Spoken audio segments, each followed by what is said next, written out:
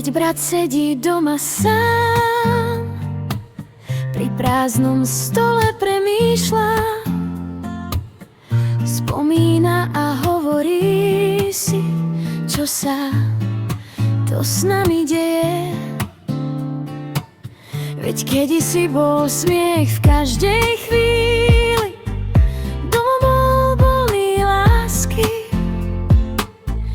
Dnes zostalo iba ticho, ktoré boli viac než rany. Keď sestra zostane sama, potajomky si utiera slzy z tváre. V srdci nosí jediné prianie, aby bola rodina opäť ako kedysi. Chýba jej brat, chýba jej smiech, spoločné chvíle aj detské sny. Nikdy nechcela prísť od človeka, ktorý tu pre ňu býval vždy.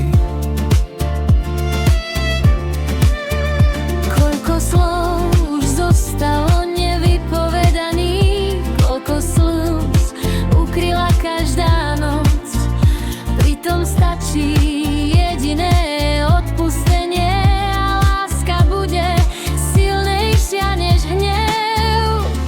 Vráť sa, brat môj, vráť sa, sestra moja, už nás bolesť rozdelila dosť.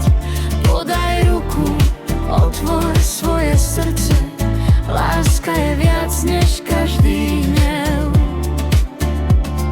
Sadnime si k spoločnému stolu, nech nám slzy zmyjú každý hnev. Rodina je ten najväčší dar, ktorý by sme nikdy nemali stratiť. Mamička sa každú noc budí so strachom, v modlitbách prosí, nech je všetko v poriadku. Nechce vidieť svoje deti od seba, túži ich objať všetky naraz. Otecko potichu skláňa hlavu, bolí ho každá hádka, aj každé zlé slovo. Vie, že život je príliš krátky na to, aby brat stratil sestru a sestra svojho brata. Čo ak zajtrajšok už nikdy nepríde? Čo ak bude neskoro povedať prepáč? Žiadna pýcha nestojí za to, aby rozdelila jednu rodinu. Mamička stále verí v zázrak, otecko čaká na spoločný smiech. Ich najväčším prianím je jediné: vidieť svoje deti stáť vedľa seba. Vráť sa, brat môj, vráť sa, Sestra moja, mamička už zaspáva so slzami v očiach.